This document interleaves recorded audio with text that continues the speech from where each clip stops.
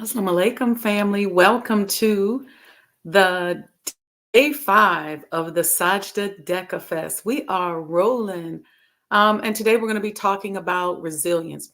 But we're going to talk about resilience from a little bit of a different perspective than what you may actually be used to. So sit back, grab your coffee, tell a friend, make sure you like and subscribe, and we'll be back in a couple minutes.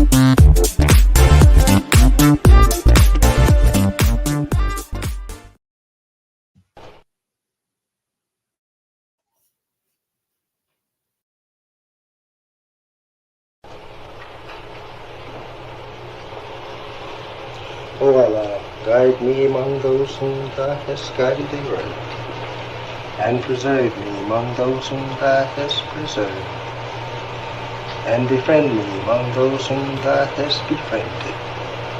Bless me in whatsoever Thou dost grant me, and deliver me from the evil of what Thou hast judged. Surely Thou judgest, and none can judge against Thee, and he whom Thou befriendest is not disgraced.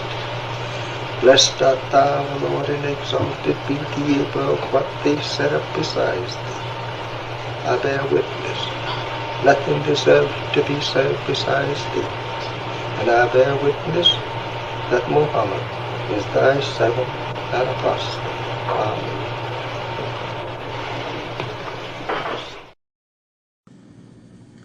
The Honorable Elijah Muhammad, who in my judgment is the master historian, taught us that of all our studies, history is the most attractive, and it is best qualified to reward the researcher. History is most attractive. Why should history be most attractive? Because history is the recorded time of the human family in its struggle to overcome obstacles. There is no life that is without struggle. The Holy Quran teaches us that man, meaning man and woman, is made to face difficulties. And after difficulty comes ease. But it is history that guides us through difficulty. For if you know how people who had difficulty yesterday got through, and if your difficulty is somewhat similar, then today we also can get through if we follow the guidance of history. This is why Carter G. Woodson and many of our black giants fought for black people to know our history. Because in not knowing our history, we don't have a guide. And without a guide, we are lost. No wonder the Bible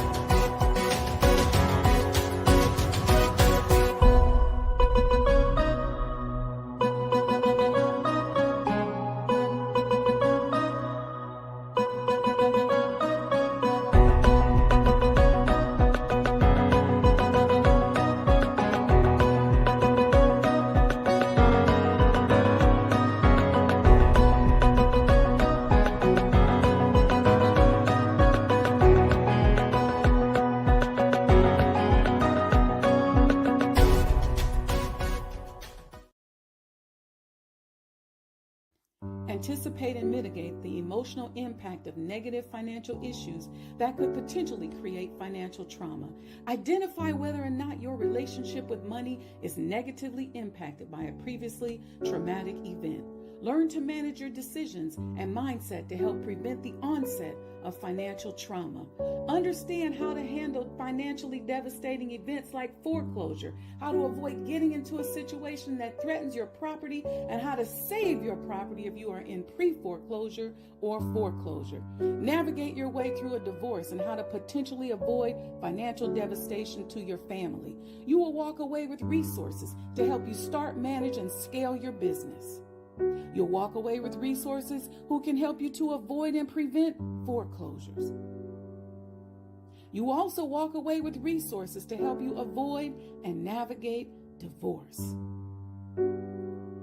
You will walk away knowing that you are not alone. Be a friend and tell a friend. Register today.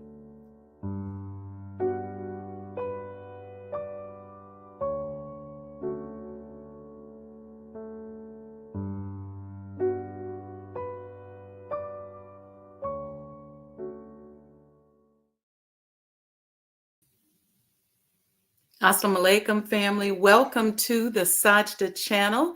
Today is day 5 of the Sajdah Deca Fest.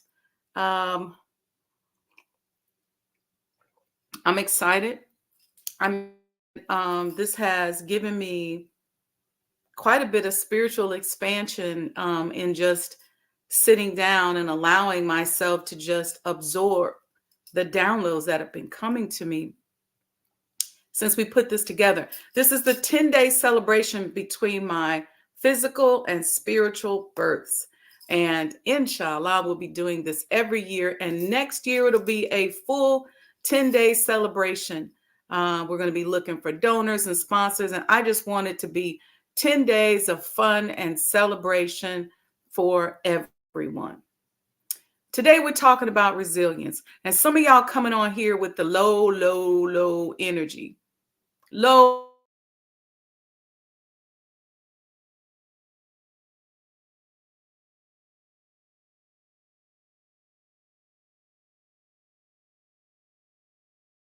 We're going to get you together. Okay, my internet just is doing something weird and funky. Yesterday, they said we violated community guidelines. So let's see if they're going to let the internet go, or if we're going to be ending up doing something crazy. Let me make sure I don't have too many things open here that could be impacting things. Let's try that. All right.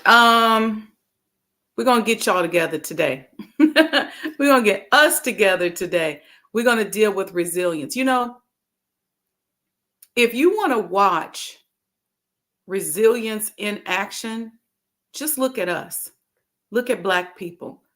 We are survivors. We are thrivers. There has been some of the biggest atrocities known to man yielded against us, hurled against us, but we bounce back. We keep creating. We keep growing. We keep developing. We become new and newer and newer and newer every time something happens to us. Why? What law is our DNA rooted in? And what propaganda is currently being yielded against us to cause us to have amnesia?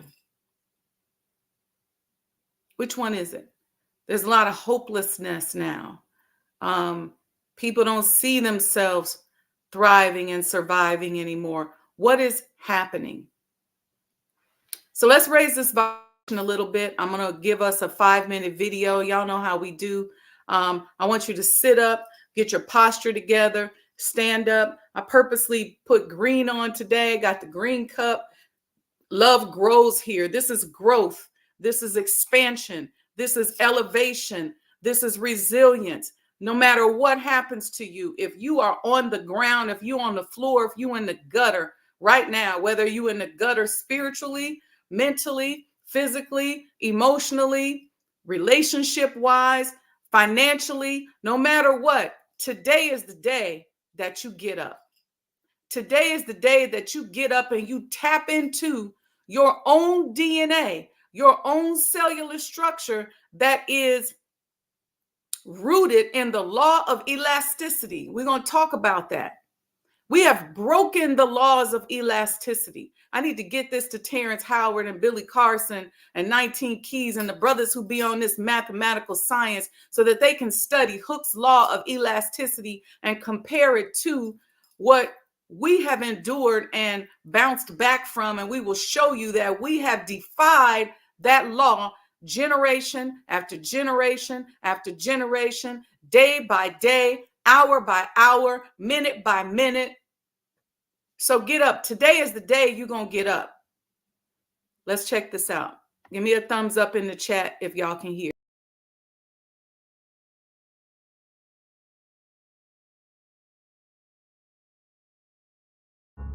Life is going to happen. And you're going to set up a plan and you're going to have a vision and you're going to hope that it's going to turn out perfect. But what so often happens in life is that things get burned and things go the wrong way. And it's in that moment that you're going to have to choose your reaction. You have a choice to make. Do you have the right reaction or do you have the wrong reaction? Some of us were tempted. I'll just lay here and it will pass over me. I'm telling you, you will be in a vision forever. You have to get up. Some of you have been knocked out by life, and you got up and saw the blood. He hit me. Sometimes in life, you have to hit back. Recycle your pain. Get something from it. You already in pain. Use it. Do something with it. Allow it to take you to the next level. Allow your pain to push you to greatness. What's your why? You need a why. Why do you need a why? Because some days you're going to say, I don't want to get up. But that why is going to say, I'll push yourself. Get up. Your mama needs you. Your daddy needs you. Your children need you. Get up. Your why is going to push you when you can't push yourself. When you want to quit and give up, your why is going to give you that edge you need, that advantage you need, that lift that you need to get to the next level. Your why. You better go inside. You still looking outside for the stuff that's already inside. You still looking for someone to save you when you already your superhero. You looking for some information from somebody when you already got what you need in your head. It's just time for you to get up and be the best version of you. As you're going through your go-through and you ready to quit, you ready to give in because it don't look like you think it should look. You've been doing it for 5 years and it don't look like you think. You put all your money in it. You put all your time in it. People looking at you crazy. 5 years you've invested. Oh, you have absolutely nothing to do with what happened to you. It's not your fault. You got knocked on the ground. You had absolutely nothing to do with that. And I'm not blaming you for that. But if I come back a week later, you still on the ground, that's your fault. If I come back a year later, you still on the ground, that's your fault. If you get knocked down, there's nothing you can do about it. But getting back up has every single thing to do with you. And you will promise me that from this day forward, you will not be defeated. Why do you keep crying? Why me, God? Why did I get MS? Why did I get cancer? Why did my mama die? Why did I get fired? Do you understand? Listen, you got put through that.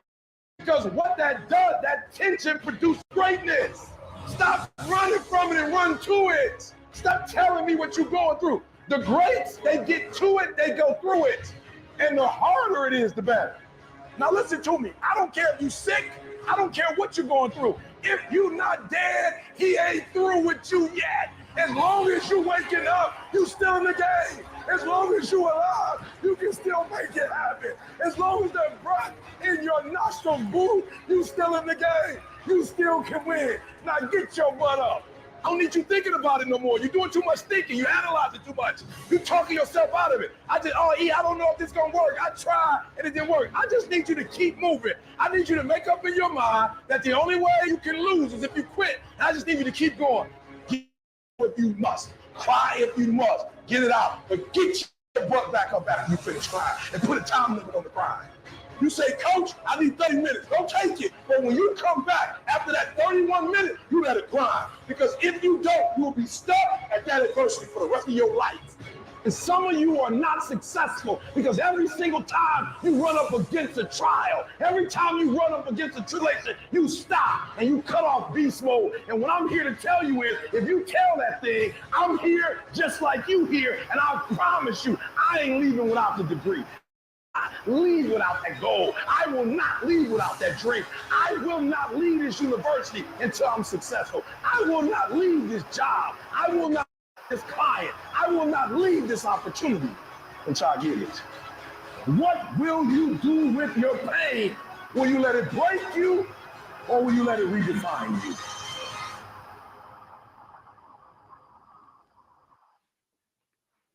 I hope y'all feeling that this morning, because I sure felt it. I sure felt it. Let me tell you something. Resilience, day 5. When Sister helped me put this together, what was she thinking? This is what I said to myself. What was she thinking about me when she said day 5 was resilience? Because of that right there. Because you can knock me down, you can knock me dead on my ass, but I'm going to get up and I'm going to keep going. See, listen, let me show y'all this. Let me show y'all. We're going to go into some metaphysical laws because we're going to tap into this DNA, our inheritance. See, surviving and having resilience is our inheritance. Prophet Muhammad, peace be upon him, mentioned in a hadith that Allah says, whoever comes to me walking, I go to him running. Other interpretations say that Allah say, whoever takes one step towards me, I come at them flying. What is he saying?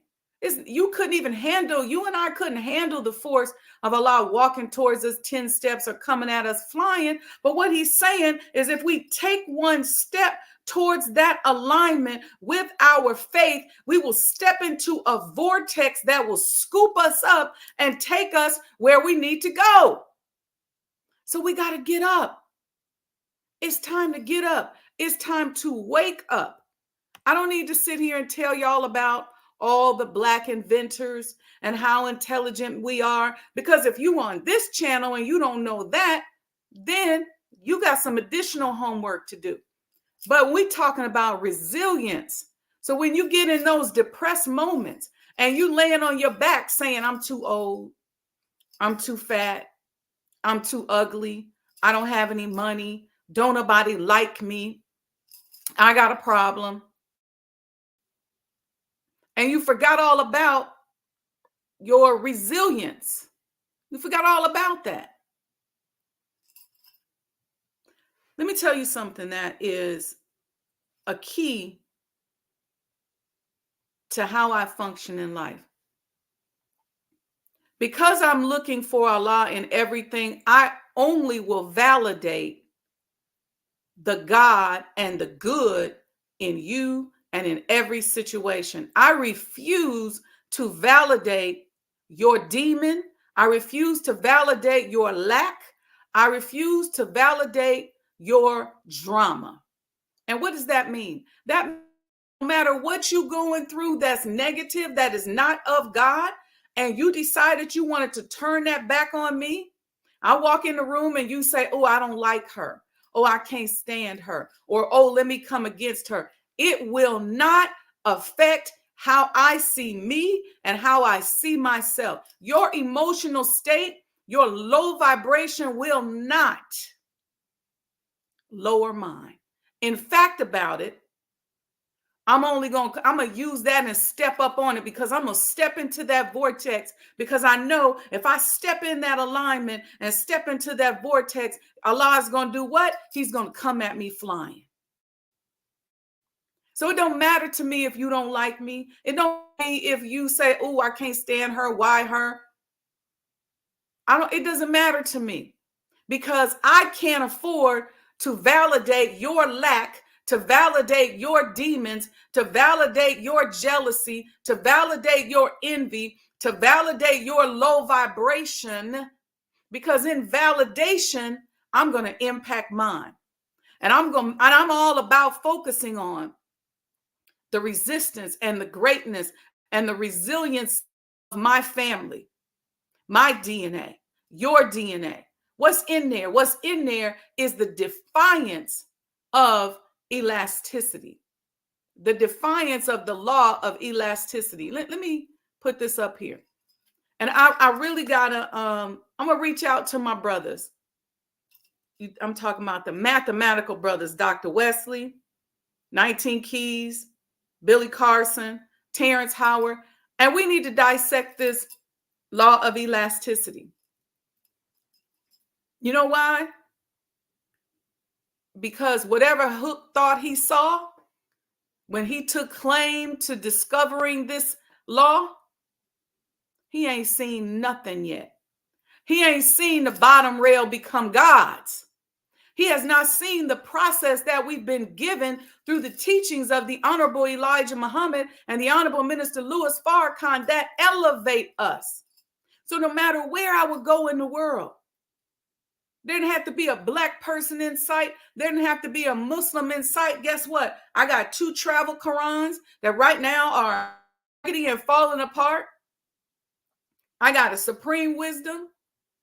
And I got a book of study guides, and that went with me.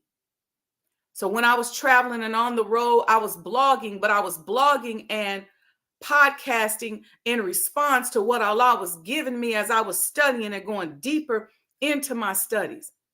When I felt insecure, I said, Allah, download into me information that I need to overcome this fear. Download into me information that I need to know who I am, to find the answers. So Hooke, the law of elasticity, also known as Hooke's law, okay, states that the deformation of an object is directly proportional to the force applied to it. As long as the deformation is relatively small, sorry, I didn't scroll down on this here. I'm going to read it again. As long as the deformation is relatively small, that means that force is removed, the object will return to its original shape and size. See, here's the flaw in that law. Because, well, it's perspective, all right? So if we look at it from this perspective, this dimension of thinking that we're on, the force that has been applied to us has caused a temporary deformity, okay? And what the law says is that as long as it's relatively small, that the object will return to its original shape and size. All right, so if you say, well, in the grand scheme of things, what has happened to us, slavery, Jim Crow, the war on drugs, mass incarceration, discrimination, sexism, racism, marginalization, police brutality, taking our name, taking our God. If you look at all of that, you could say, well, that's small because y'all are gods. And so it makes sense once you get the teachings, and the teachings tell you who you are, tell you who the original man is, tell you to accept your own and be yourself, then it makes sense that you will return to your original shape and size. But it's a lot of us out here that don't have that wisdom. We have not established that wisdom as the law of the land yet. So these things are big things to people who are still defying that law. So to say that as long as the object or the force of the object is small, that the original object will return to its original shape and size. Well, this ain't small stuff that's happened to us. And not only have we been returning, but we've been evolving and elevating, and we're still the leaders of this world when it comes to creativity. We just don't necessarily know it. We don't monetize it. We don't take advantage of it. But brothers and sisters, listen. Day 5 of DecaFest is all about resilience. It's all about not allowing somebody else's drama to change who you are. I don't care if you got to step away from that person's presence for a minute. I don't care if you got to say, you know what, I got to get the hell away from you for a second because I gotta go and get myself together. You keep taking a step towards Allah. You keep taking a step towards Allah. Keep taking a step and taking a step and taking a step. And every time you're taking a step, he's coming at you, flying 10 steps forward, 10 steps towards you. Step. But what does that mean? That means that you're stepping into a vortex that is moving you. See, because you validated somebody else's lack and somebody else's low vibration, what happened to you? You step out of the line. You step out of alignment with Allah. And when you stepped out of alignment, your momentum began to slow. And then you start crying. You start struggling. Oh my God, I can't figure out why my income is so low. Why I can't make any money. Oh my God, what is happening? I'm working so hard, but nothing is happening because you didn't step out of alignment. And what does that mean to take a little step? Just take a little step towards Allah. He'll come at you flying. It could be as simple as, Allah, right now, this is the situation I'm in. I'm making X number of calls a day, but I'm not getting any sales. We got the business open, we got it going, but nobody's coming through. I'm eating healthy, eating my 1 meal a day, but I'm still getting sick. Can you help me figure out what I need to do so that I can align myself with who you desire for me to be? Allah, you got my attention. That's a step. He's going to give it to you. The problem is oftentimes we want things to get done the way we want it to be done. See, this corporate way of doing things has taught us to make predictions, has taught us to write business plans, have taught us to lay things out and to follow a plan. And then we get judged by regulatory authorities based on how much we are in compliance with the regulations or the policies and the procedures that we wrote. And so we're so busy trying to make sure that things go according to plan because we don't want to upset the powers that be, that if Allah's trying to say to us, that plan wasn't right in the first place, or you wrote that plan based on who you were at the time, but now I've made you somebody else. You've grown, you've developed. Times have changed. Circumstances around you have changed. So it's a cause for a new plan. But you fighting Allah because you like, I don't want that plan. I want this plan because the regulators is my God. The person who I showed the business plan to is my God. Why are they my God? Because they gave me some money. So we start fighting. And now in fighting, we can't see what the real plan is. We can't see that Allah came at us flying. You step right into the vortex. He scooped you up and you holding on like, wait, whoa. I can't go that way, Allah.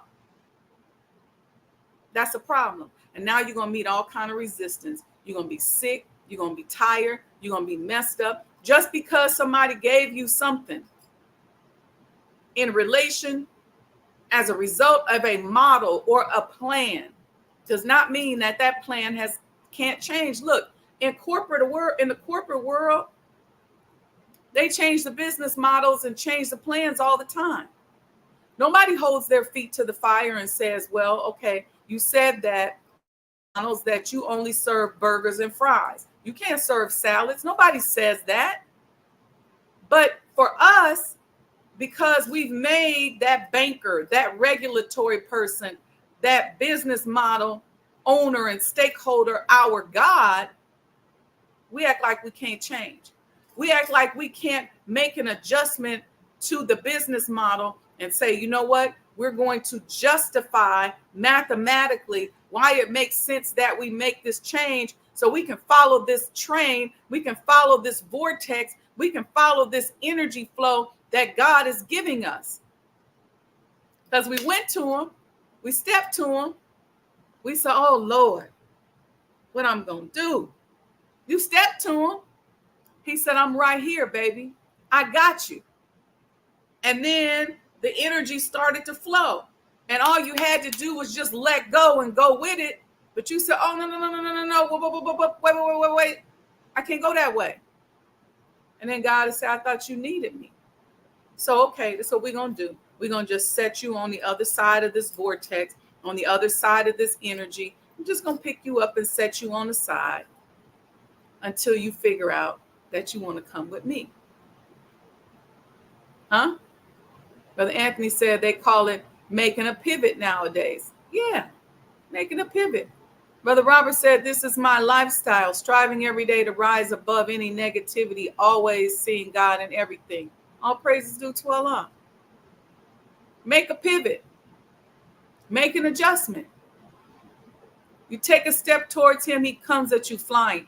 That's how you create real resilience. That's how you defy that so-called Hooke's law of elasticity. If we were resilient without supreme wisdom, man, how resilient can we be now that we know? Because when you know better, you do what? You do better. And now that we know better, how much better can we do? How much better can we be? How much better can we perform? How much of a better friend, a better father, a better sister, a better brother, a better man, a better woman? How much better can we be now that we know better? Resilience. It's about not allowing somebody else's lack and their low vibration to impact you. And you got to be so sensitive because it can happen on a subconscious level. You got to be so sensitive. How do you do that? You got to keep going back and recalibrating yourself. You go into a public space. I don't care if you go to the church, to mosque, to synagogue. I don't care if you go to your fraternity meeting. I don't care if you go to the mall. When you come back, when you're there, you can bet your bottom dollar is some people hating on you. You can bet your bottom dollar that somebody's looking at you and scrutinizing you and analyzing every single thing about you. You can bet your bottom dollar. And you can bet your bottom dollar that many of those people got a colonized mindset or a dogmatic mindset because they're constantly looking at you in comparison to how you fit into the system. They looking at you saying, man, he old. Ooh, she old. Ooh, she a little chunky. Ooh, what's she wearing? They're doing all of that. When you come back from that stuff, don't you go lay down on that energy. Don't you go and move on to the next thing on that energy. As soon as you get in your car, you recalibrate yourself with Almighty God, Allah. You ask him to remove any energy or any influence that you received in that group, in that crowd, that is not of service to what he put you on the planet to do. God, anything that is not of service to my submission to you, remove it from me immediately. If there's anything I needed to learn, show me, teach me. I'm yours. I'm not theirs.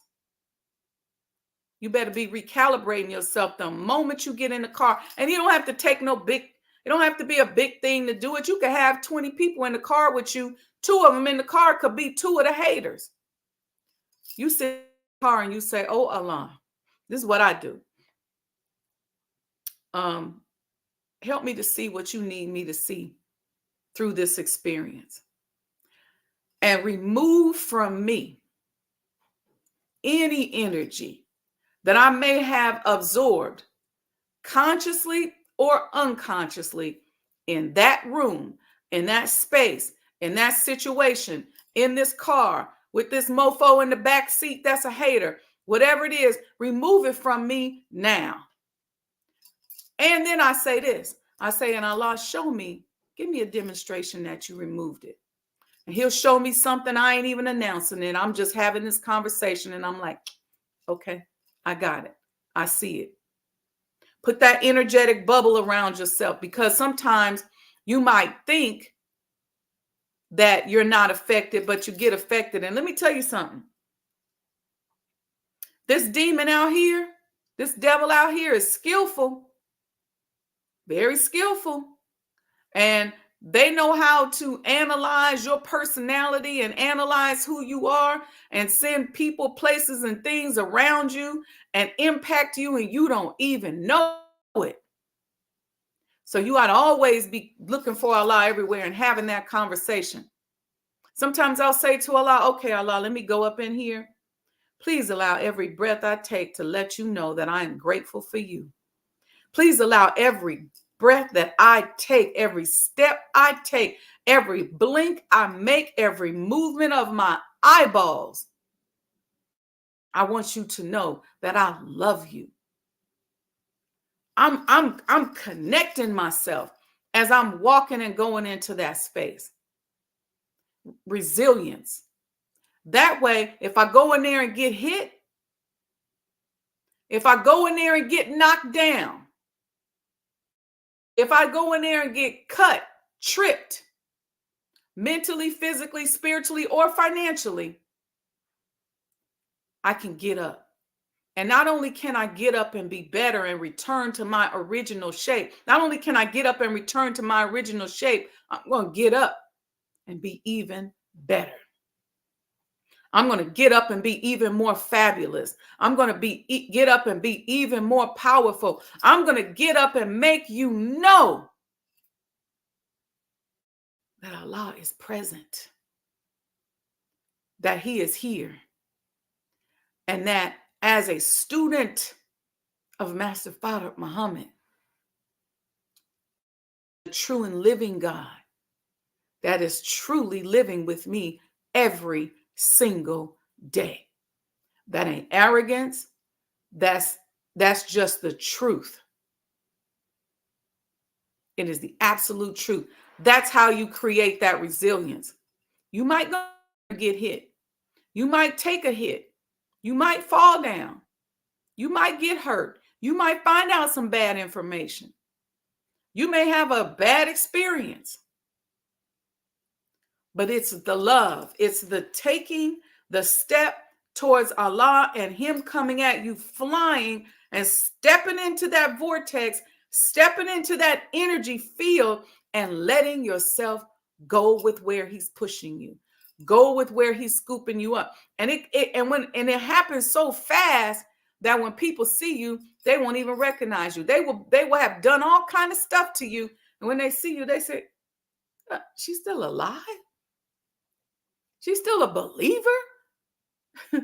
She's still beautiful. Matter of fact, she looked more beautiful today than before we did what we did. Wait a minute. Because the last person we did this stuff to, we destroyed them. They messed up. But oh my God, she walking in here like she owned the world. She walking in here like she knows somebody. Y'all understand that? Talk to me in the chat. I know y'all thinking. I know you're thinking. Talk to me in the chat if you understand that, if you feeling that. We got a few minutes left.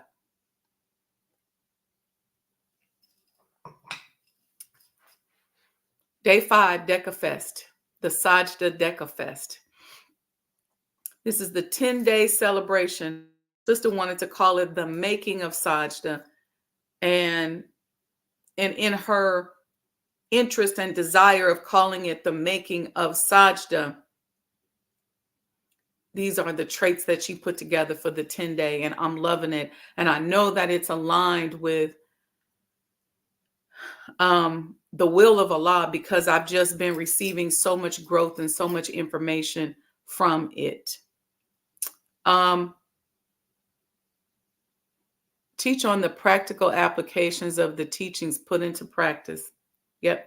We got to put them into practice each and every single day. Brother Anthony, Sister Karima, I'm most definitely feeling this, sis. All praises due to Allah.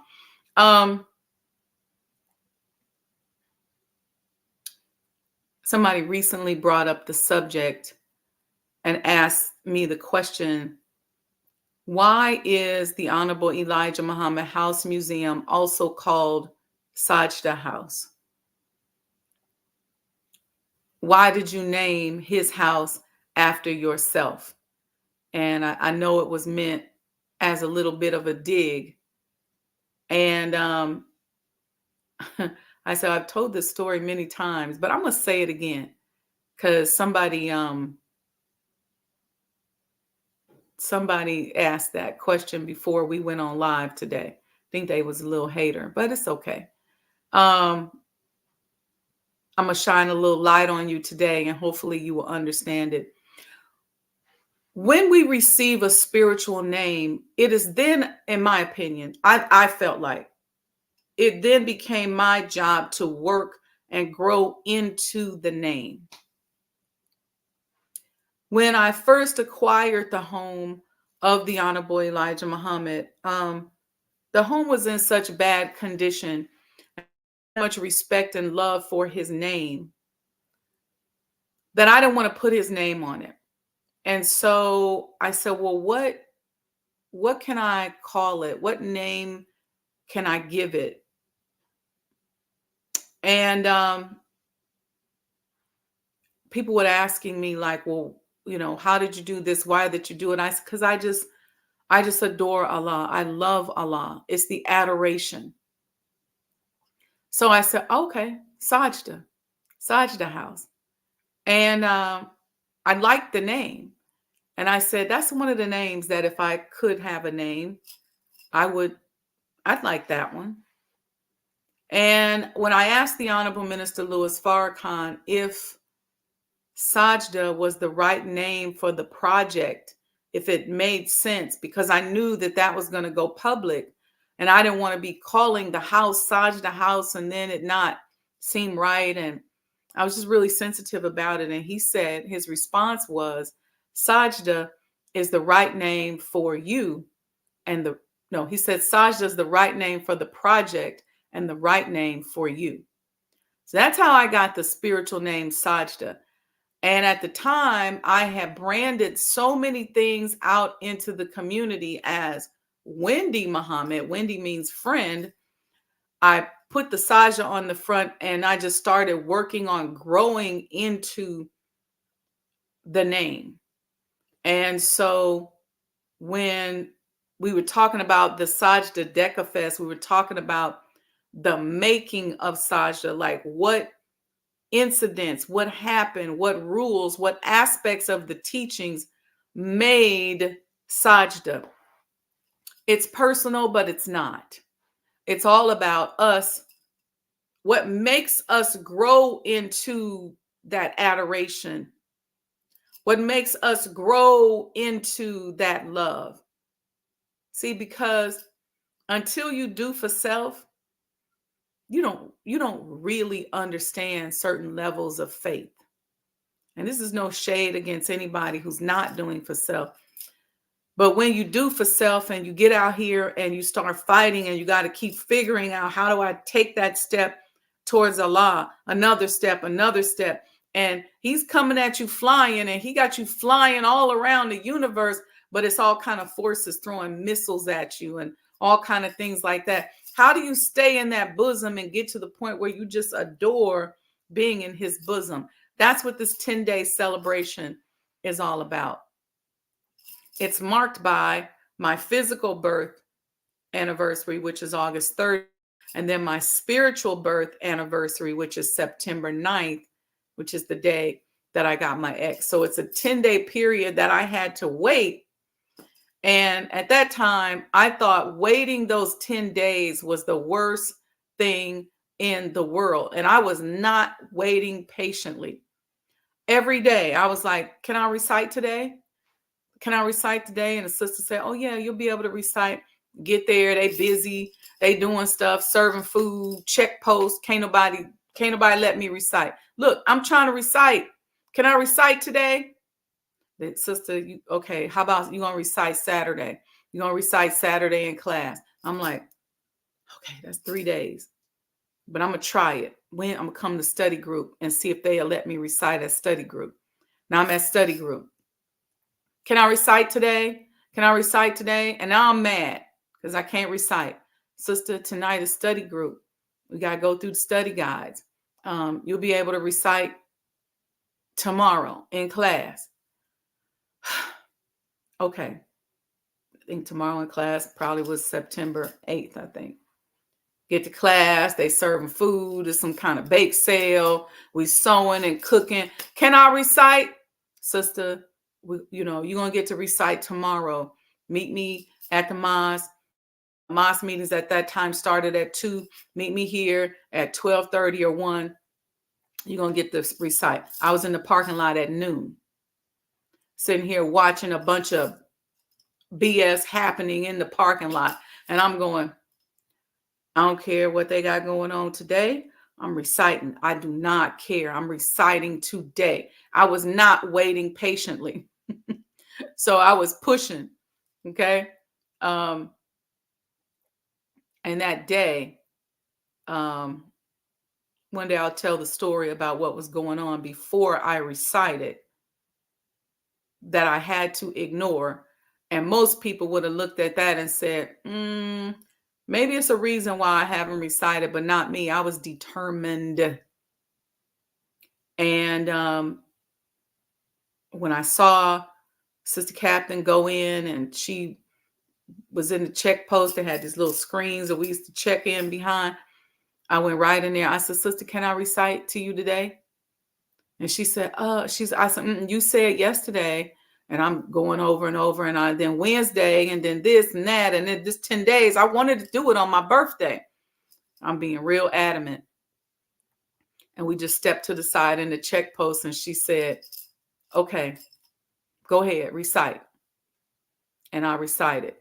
And I remember I came out of there. I'll never forget it. I remember I had on a brown uniform because I had, we had been waiting and waiting and waiting, not a uniform, outfit, because we had been waiting for our uniforms. And I had my $200 from a uniform. I was not waiting patiently.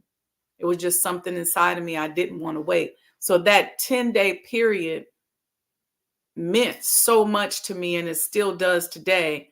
And so each of those days to celebrate, and every year I wanted to get bigger and bigger and bigger.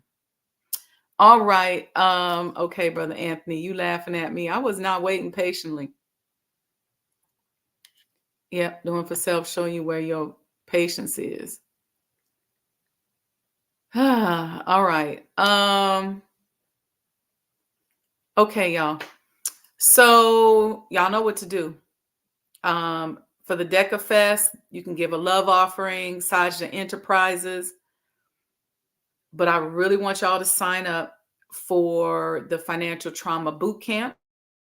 If you say, well, I don't really have $88 for me and my family to join, to be a part of the Financial Trauma Boot Camp, then you can give a cash offering via Cash App on Sajdah Enterprises, whatever it is that you have. If you say, you know what, I can go to Financial Trauma Boot Camp and I'll make a donation and I want to support a family, then once we get $88 in there, then I go and I support somebody else. We already got one family that we've supported and that we're sponsoring to come to the event. But we want more. It's only $88 a family. You can use this QR code right here, okay, to join, or you can go to Eventbrite and type in Financial Trauma Boot Camp. There's also links on my social media pages and in my bio, okay? But I'm telling you, it's going to be powerful. It's going to give us, it's 3 hours, so it gives us a little bit more time than what we have on the podcast, where we have to cover the depth and breadth of a subject in an hour. We get to go deep into financial trauma, give you some additional tools, give you some additional people to talk to, and really to help you deal with the trauma associated with finances. Interesting thing. We tend to be resilient about everything else except money as a collective. There's some of us who say, well, I'm poor, but right now I'm a millionaire. Or some of us who say, I grew up, in poverty, but now I'm making 500,000 a year. There's a lot of us that are like that. But as a collective, we are impacted severely by financial trauma. And I think a lot of times, those of us that maybe didn't grow up in poverty, we like to say, I grew up a certain way. We're impacted by financial trauma, probably even more, because I had a client who said to me, but this ain't supposed to happen to me. I'm a member of the country club and I'm light skinned. And he went into this whole thing. And I said, oh, brother, that's financial trauma, because you didn't expect it to happen to you. You don't even have the tools of resilience to come back. So a lot of us are sitting here wanting to do more, wanting to get our businesses off the ground, wanting to expand, but we feel stuck. We don't have the tools of resilience. We got it around our health. We got it around everything else, our relationship. But when it comes to money, many of us don't have financial resilience. And so we want to talk about how to help you become more resilient, okay, when it comes to finances. That's what the Financial Trauma Boot Camp is all about. We got Dr. Michael C. Grayson, who's going to come in and help us deal with foreclosures. He's going to help us deal with what to do if you're in pre-foreclosure, what to do if you have been served and you are in full-blown foreclosure, and what to do if you've been evicted or been foreclosed, and what that emotional trauma may have done to you, so that we clean out all of that residue and you can keep moving, you can keep rolling. Even the fear of it can create trauma. So, all right, family, love you all. Tune in tomorrow. Tomorrow is day 6 of the Sajdah Deca Fest. Tomorrow is going to be doing for self. Another big principle that I live by, that has become a part of the making of Sajdah, the making of the adoration for Allah, doing for self. So we'll have that conversation tomorrow. All right, family. May Allah bless you, each and every one of you. Make sure that you give a love offering to Sajdah Enterprises. Don't come on here and just suck up all this free wisdom and information and then go, I'm done, I'm out of it, because even that's going to do something to your vibration. If you don't have but $5, $10, $15, or $100 or whatever, give it. Allow it to flow. Okay? You always want to be in flow state. Okay? Even when I'm walking and I'm exercising, I did about 4 miles yesterday. I'm always in flow state. There's a certain point where you'll see me walking and I'll be doing my hands like this, because I'm in flow state. I'm in flow state, because even if I'm in a boot camp, before I go to each station, I'm in flow state. I'm flowing, I'm flowing, I'm flowing. And so for me, because I get so much out of looking for Allah in everything, I'm always giving. And the giving opens me up.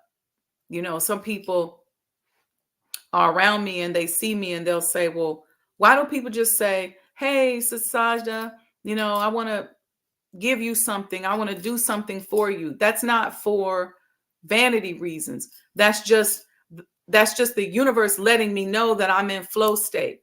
You gave down here, they're going to give you a discount. You gave over there, they're going to give you $100 off. You gave right here, and they're going to give you a smile and some love. So staying in flow state is very, very, very important. You don't want to become a subtraction minded, scarcity minded person. All right. Okay. With that, family, I will see you all, inshallah, tomorrow.